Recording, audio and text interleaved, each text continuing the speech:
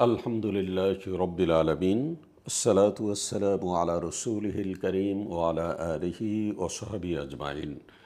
সুপ্রিয় দর্শক শ্রোতা মণ্ডলী, আজকের যে গুরুত্বপূর্ণ বিষয়টি নিয়ে আলোচনা করব সেটি হচ্ছে আদম আলাইসাল্লাম এর সৃষ্টির অনন্য ইতিহাস।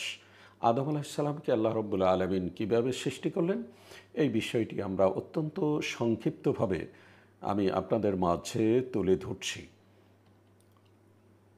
আমরা প্রথমেই দেখব যে আদম আলাইসাল্লামকে আল্লাহ রব্বুল আলামিন এই পৃথিবীতে সৃষ্টি করেছেন। আদম শব্দের অর্থ হলো ভূপৃষ্ঠ, অর্থাৎ এই পৃথিবীর উপরিভাগ থেকে মাটি নিয়ে আদম আলাইসাল্লামকে 3টি স্তরে সৃষ্টি করলেন।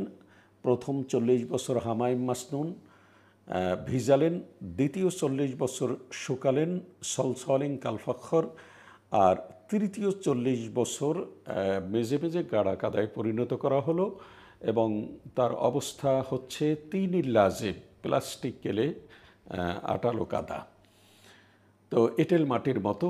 যাই হোক, আল্লাহ রাব্বুল আলামিন আদম আলাইসাল্লামকে সৃষ্টি করলেন এবং এর সাথে আমাদের গোটা পৃথিবীর সমস্ত মানুষ অর্থাৎ আদম সন্তানেরও শারীরিক উপাদান এখান থেকেই নেওয়া হলো। মাটির নির্যাস থেকে আল্লাহ রাব্বুল আলামিন তার বডি তৈরি করলেন, শরীর তৈরি করলেন এবং আস্তে আস্তে সুগঠিত সুবিন্যস্ত হলেন। তো আদম আলাইসাল্লাম থেকে আল্লাহ রাব্বুল আলামিন অসংখ্য মানুষ এই পৃথিবীতে এসেছে, ভবিষ্যতেও আসবে। তো সৃষ্টি করার পরে আদম আলাইসাল্লামকে আল্লাহ রাব্বুল আলামিন তার আসল ঠিকানা, অর্থাৎ আদমের ঠিকানা মূলত এই পৃথিবী নয়, তার জন্য আলাদা একটি ঠিকানা রয়েছে এবং সেটাই তাদের আদম সন্তানের প্রকৃত আবাস। তো আদম আলাইসাল্লামকে আল্লাহ রাব্বুল আলামিন এই পৃথিবীতে সৃষ্টি করার পরে আল্লাহ বেহেশতে নিয়ে গেলেন, অর্থাৎ তিনি একা আদম আলাইসাল্লামকে আল্লাহ রাব্বুল আলামিন বেহেশতে নিয়ে গেলেন। সেখানে নেওয়ার পরে তন্দ্রালু অবস্থায় ছিলেন এবং তার শরীর থেকে উপাদান নিয়ে আল্লাহ রাব্বুল আলামিন তার স্ত্রী অর্থাৎ হাওয়াকে সৃষ্টি করলেন। তো আমরা এখানে দেখতে পাচ্ছি যে তিনি গেলেন একা, আদম একা জান্নাতে গেলেন, কিন্তু আসার সময় অর্থাৎ পৃথিবীতে যখন আবার অবতরণ করলেন তখন আল্লাহ রাব্বুল আলামিন হাওয়াকে সাথে দিয়ে দিলেন।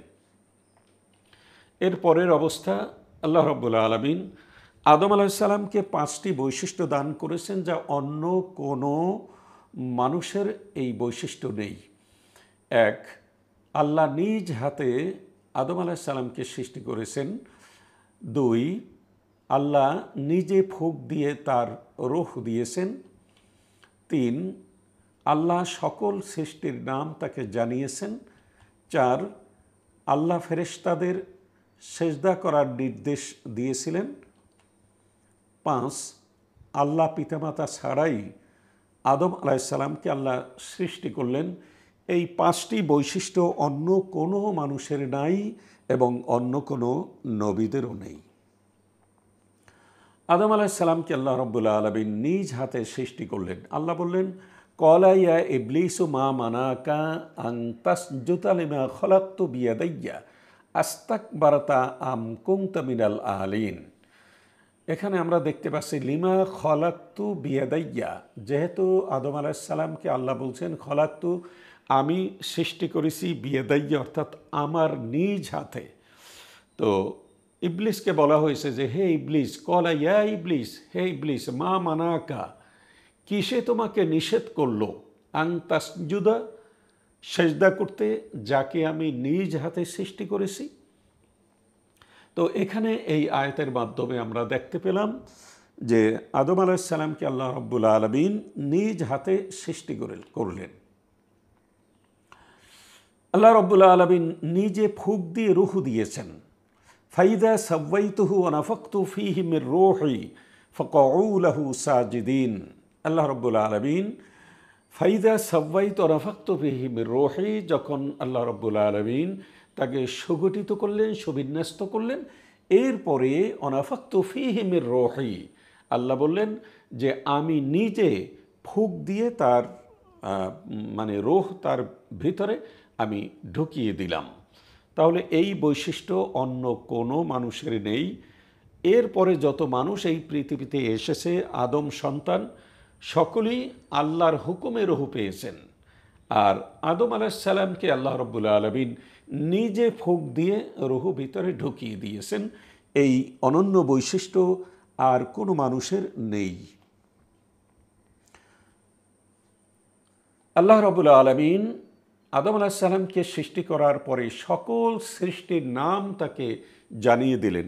এখানে নাম মানে বৈশিষ্ট্য, অর্থাৎ কোনো একটা গাছ, এই গাছটার নাম কি, এই গাছটা দ্বারা কি কি উপকার হতে পারে, এই গাছটির বৈশিষ্ট্য কি, এই গাছটির রং কি, সব কিছু, প্রত্যেকটি জিনিসের বৈশিষ্ট্য, নাম, গুণাগুণ সব কিছু আল্লাহ রাব্বুল আলামিন আদম আলাইহিসসালামকে জানিয়ে দিলেন। ওয়াল্লামা আদম আল আসমা আদম আলাইহিসসালামকে আল্লাহ রাব্বুল আলামিন জানিয়ে দিলেন আসমা মানে সমস্ত জিনিস, কুল্লা সমস্ত মখলুকের নাম। তো এই বৈশিষ্ট্য আর কোনো প্রাণী বা কোনো নবী বা কোনো মানুষের নেই, যেহেতু আল্লাহ রাব্বুল আলামিন নিজ হাতে সৃষ্টি করলেন এবং নিজে ফুঁক দিয়ে তার রূহ ভিতরে ঢুকিয়ে দিলেন এবং সমস্ত জিনিসের নাম, গুণাগুণ সব কিছু আল্লাহ রাব্বুল আলামিন তাকে জানিয়ে দিলেন। চতুর্থ নম্বরে যে বিষয়টি দেখব সেটি হচ্ছে আল্লাহ রাব্বুল আলামিন তাকে সেজদা করার জন্য ফেরেশতাদেরকে নির্দেশ দিয়েছেন। পৃথিবীর আর কোনো মানুষকে বলা হয়নি বা মানুষের উদ্দেশ্যে বলা হয়নি, ফেরেশতাদের উদ্দেশ্যে, যে তোমরা মানুষকে সেজদা করো বা অমুক নবীকে তোমরা সেজদা করো। শুধুমাত্র আদম আলাইহিসসালামকেই বলা হয়েছিল যে হে ফেরেশতারা, আমার আদম অর্থাৎ আমি আদম সৃষ্টি করেছি মাটি থেকে, সুতরাং তোমরা তাকে সেজদা করো। ওয়াইদ কুলনা লিল মালাইকাতি ইসজুদু লি আদমা ফাসাজাদু ইল্লা ইবলিস।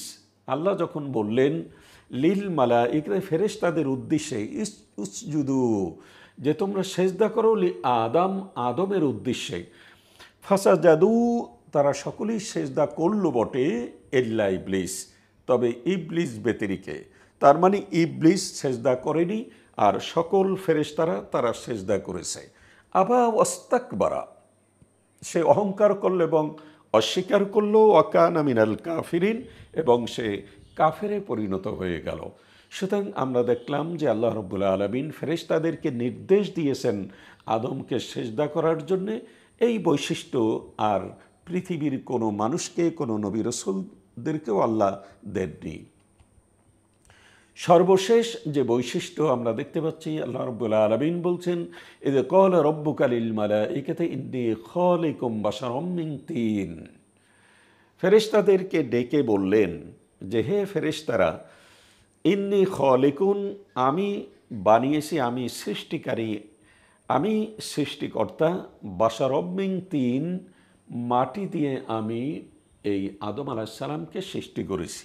অর্থাৎ আদম আলাইহিসসালামকে আল্লাহ রাব্বুল আলামিন কি দিয়ে সৃষ্টি করলেন, সৃষ্টির উপাদানটা বলে দিলেন, যা কোনো মানুষ বা কোনো সৃষ্টি, কোনো মাখলুক কি দিয়ে আল্লাহ সৃষ্টি করবেন এটা নিতান্তই তার এখতিয়ার, কিন্তু ফেরেশতাদেরকে বিষয়টি জানানো হয়নি।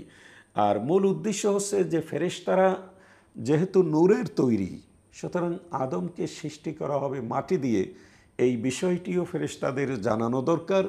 যার কারণে আল্লাহ প্রয়োজন বোধ করেছেন যে আমি মানুষ সৃষ্টি করেছি, অর্থাৎ এর আগে জিন জাতির সৃষ্টি আমি করেছিলাম, তারা মারামারি, হানাহানি, হাসাদ ফাসাদে তারা লিপ্ত হয়ে গেল, তারা আমার কথাকে অনেক ক্ষেত্রেই তারা নাফরমানি করলো আমার সাথে, আমার কথা তারা মেনে নিতে সকলে প্রস্তুত ছিল না, যার কারণে আমি এই সরল জমিন থেকে তাদেরকে তাড়িয়ে দিলাম, এরপরে আমি মানুষ সৃষ্টি করলাম। এই বিষয়টি ফেরেশতাদেরকে প্রথমেই ডেকে তিনি জানিয়ে দিলেন।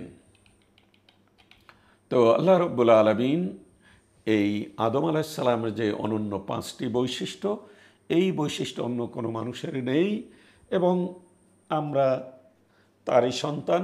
আমাদের আদি পিতা হযরতে আদম আলাইহিসসালাম, তিনি আল্লাহ রাব্বুল আলামিনের আজ্ঞাবহ ছিলেন এবং তার থেকে পৃথিবীর সমস্ত মানুষ। সুতরাং আল্লাহ রাব্বুল আলামিন যেন আমাদের সকলকেই আমাদের আদি পিতার বৈশিষ্ট্য মনে রেখে আমরা তারই সন্তান, তারই বৈশিষ্ট্য বহন করার যেন যোগ্যতা আমরা অর্জন করতে পারি।